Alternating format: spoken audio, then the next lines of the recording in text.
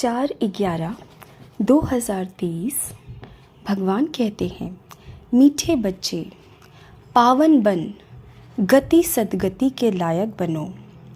पतित आत्मा गति सदगति के लायक नहीं। बेहद का बाप तुम्हें बेहद का लायक बनाते हैं। प्रश्न है, पिताव्रता किसे कहेंगे? उसकी मुख्य निशानी सुनाओ। उत्तर है, पिताव्रता वह है जो बाप की श्रीमत पर पूरा चलते हैं, अशरीरी बनने का अभ्यास करते हैं, अव्यभिचारी याद में रहते हैं।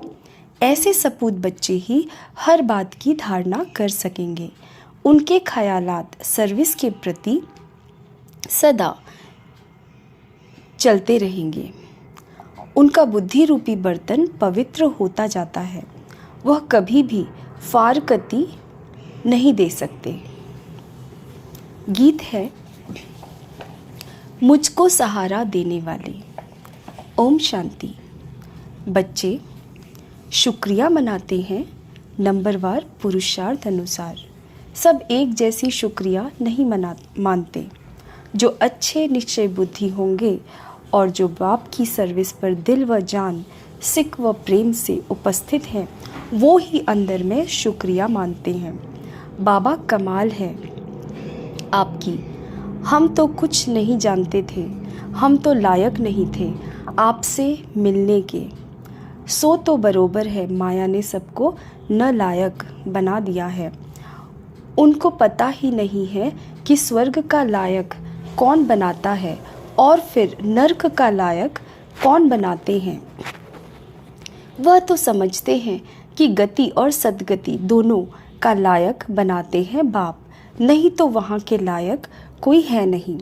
खुद भी कहते हैं हम पतित हैं, यह दुनिया ही पतित है। साधु संत आदि कोई भी बाप को नहीं जानते। अभी बाप ने तुम बच्चों को अपना परिचय दिया है। कायदा भी है, बाप को ही आकर परिचय देना है, यहाँ ही आकर लायक बनना है, पावन बनाना है। यहाँ ही आकर लायक बनाना है, पावन बनाना है।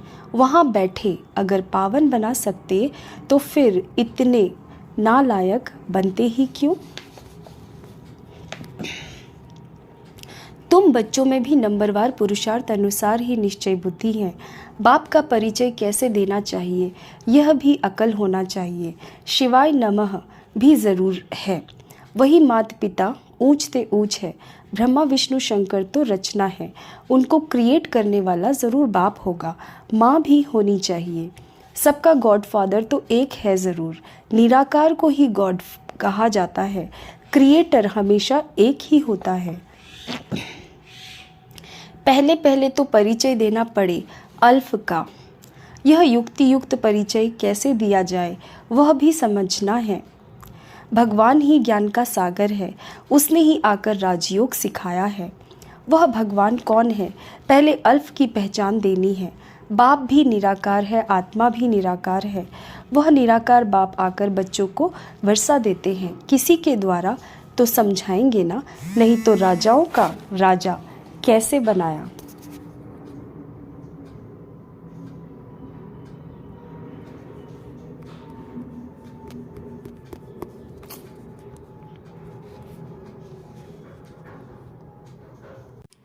सतयुगी राज्य किसने स्थापन किया? हेवन का रचयिता कौन है? ज़रूर हेवनली गॉड फादर ही होगा। वह निराकार होना चाहिए। पहले पहले फादर की पहचान देनी पड़ती है। श्री कृष्ण को और ब्रह्मा विष्णु शंकर को फादर नहीं कहेंगे, उनको तो रचा जाता है। जब सूक्ष्म वतन वालों को भी रचा जाता है वह भी क्रिएशन है। फिर स्थूल वतन वालों को भगवान कैसे कहेंगे?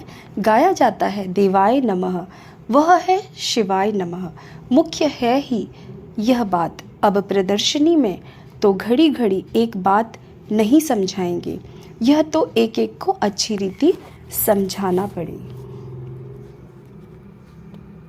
निश्चय कराना पड़े।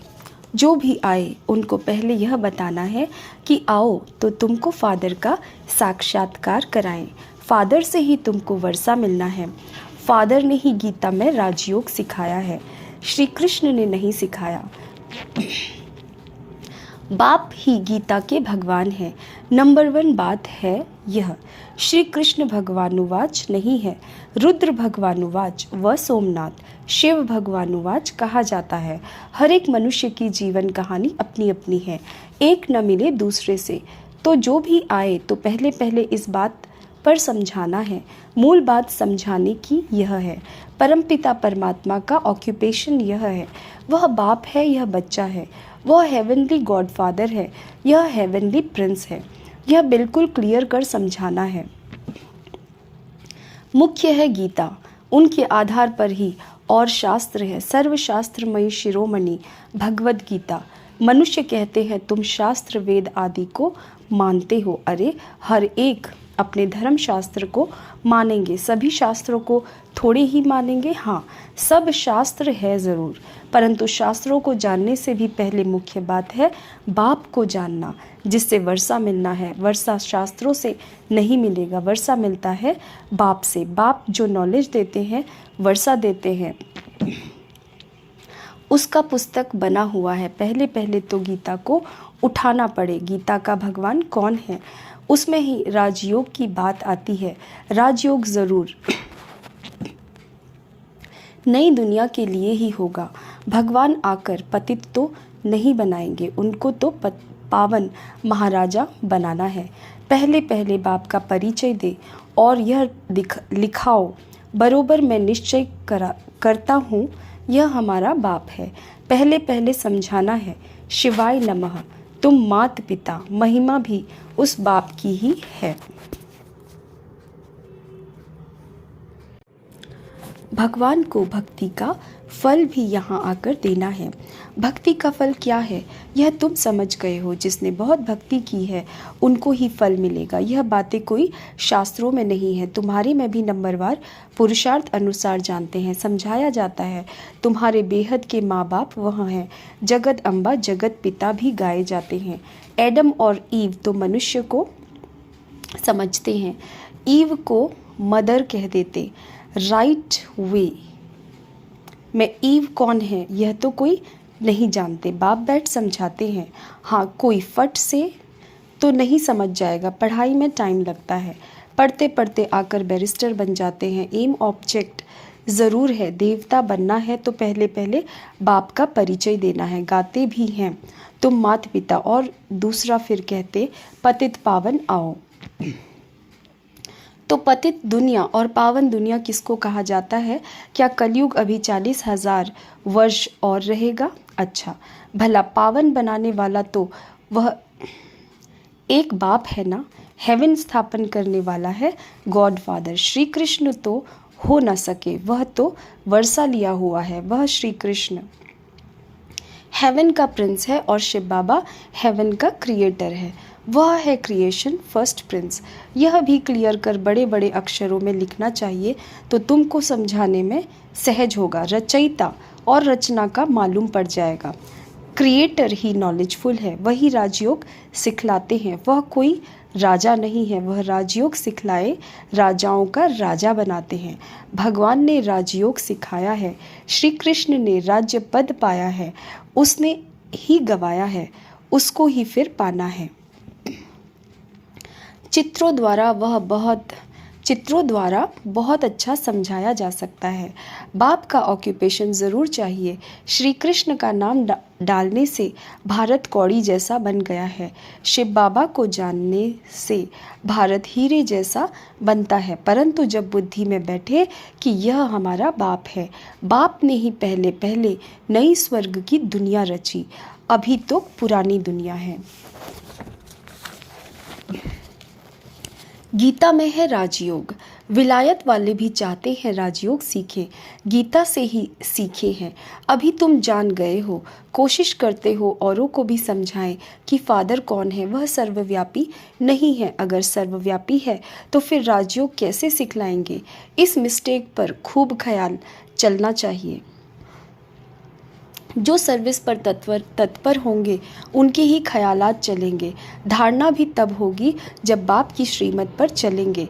अशरीरी भव मन मना भव हो रहे पतिव्रता व पिताव्रता बने अथवा सपूत बच्चा बने। बाप फरमान करते हैं जितना हो सके याद को बढ़ाते रहो। देह अभिमान में आने से तुम याद नहीं करते, न बुद्धि पवित्र होती है। शेरनी के दूध के लिए कहते हैं सोने का बर्तन चाहिए, इसमें भी पिताव्रता बर्तन चाहिए। अव्यभिचारी पिताव्रता बहुत थोड़े हैं, कोई तो बिल्कुल जानते नहीं। जैसे छोटे बच्चे हैं, बैठे भल यहाँ हैं परंतु कुछ भी समझते नहीं। जैसे बच्चे को छोटेपन में ही शादी करा देते हैं ना, गोद में बच्चा ले शादी कराई जाती है। एक दो में दोस्त होते हैं, बहुत प्रेम होता है तो झट शादी करा देते हैं। तो यह भी ऐसे है, सगाई कर ली है परंतु समझते कुछ भी नहीं।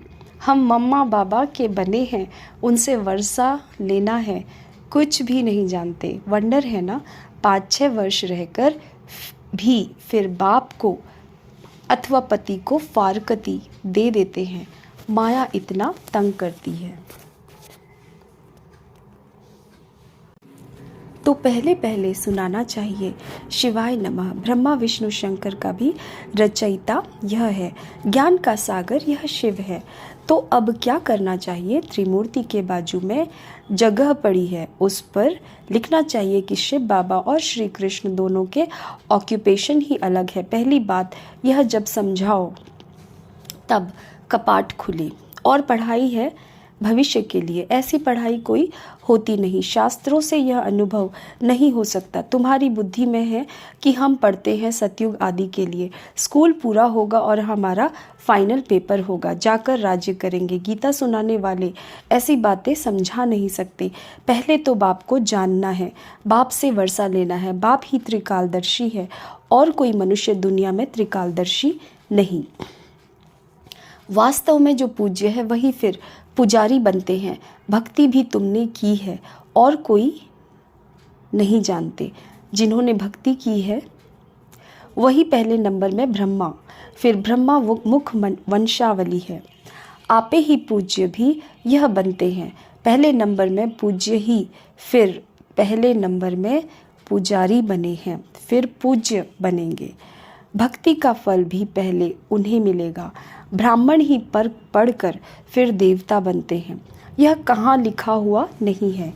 भीष्म पितामह आदि को मालूम तो पड़ा है ना कि इन्हों के ज्ञान बाण मरवाने वाला कोई और है। यह समझेंगे ज़रूर कि कोई ताकत है।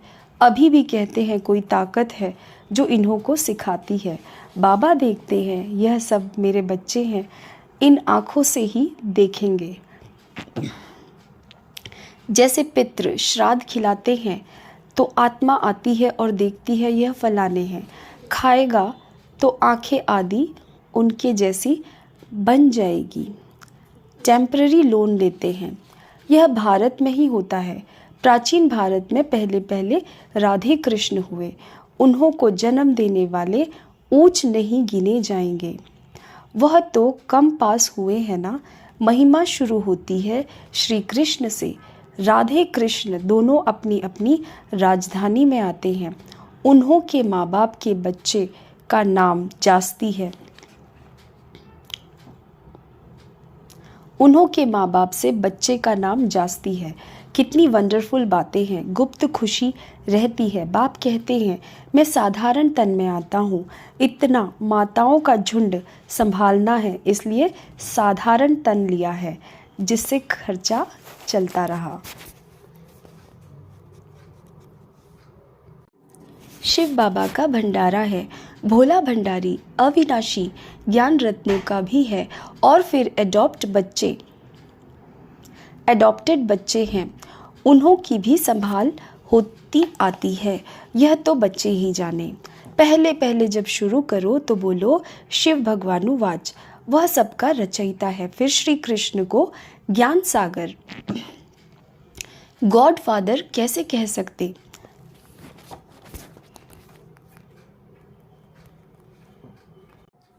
लिखत ऐसी क्लियर हो जो पढ़ने से अच्छी रीति बुद्धि में बैठे। कोई कोई को तो 2-3 वर्ष लगते हैं समझने में। भगवान को आकर भक्ति का फल देना है। ब्रह्मा द्वारा बाप ने यज्ञ रचा, ब्राह्मणों को पढ़ाया, ब्राह्मण से देवता बनाया, फिर नीचे आना ही है। बड़ी अच्छी समझानी है, पहले यह सिद्ध कर बताना है। श्री कृष्ण हेवनली प्रिंस है, हेवनली गॉडफादर नहीं। सर्वव्यापी के ज्ञान से बिल्कुल ही तमोप्रधान बन गए हैं। जिसने बादशाही दी उनको भूल गए हैं। कल्प कल्प बाबा राज्य देते हैं और हम फिर बाबा को भूल जाते हैं। बड़ा वंडर लगता है। सारा दिन खुशी में नाचना चाहिए। बाबा हमको विश्व का मालिक बनाते हैं। अच्छा, मीठे मीठे सीखे लदे बच्चों प्रति माता पिता बाप दादा का याद प्यार और गुड मॉर्निंग। रूहानी बाप की रूहानी बच्चों को नमस्ते। धारणा के लिए मुख्य सार है, नंबर 1, अव्यभिचारी पिताव्रता हो रहना है। याद को बढ़ाते बुद्धि को पवित्र बनाना है। नंबर 2 है, बाप का युक्ति युक्त परिचय देने की विधि निकालनी है। विचार सागर मंथन कर अल्फ को सिद्ध करना है।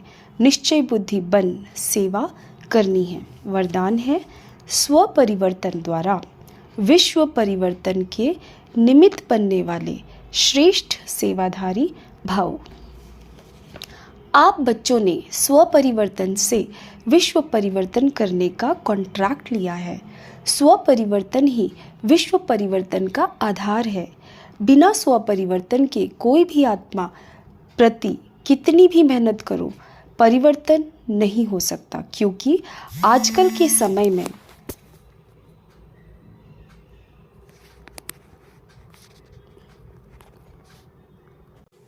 सिर्फ सुनने से नहीं बदलते, लेकिन देखने से बदलते हैं। कई बंधन डालने वाले भी जीवन का परिवर्तन देखकर बदल जाते हैं। तो करके दिखाना है, बदलकर दिखाना ही श्रेष्ठ सेवाधारी बनना है। स्लोगन है, समय, संकल्प और बोल की एनर्जी को वेस्ट से बेस्ट में चेंज कर दो तो शक्तिशाली बन जाएंगे। ओम शांति।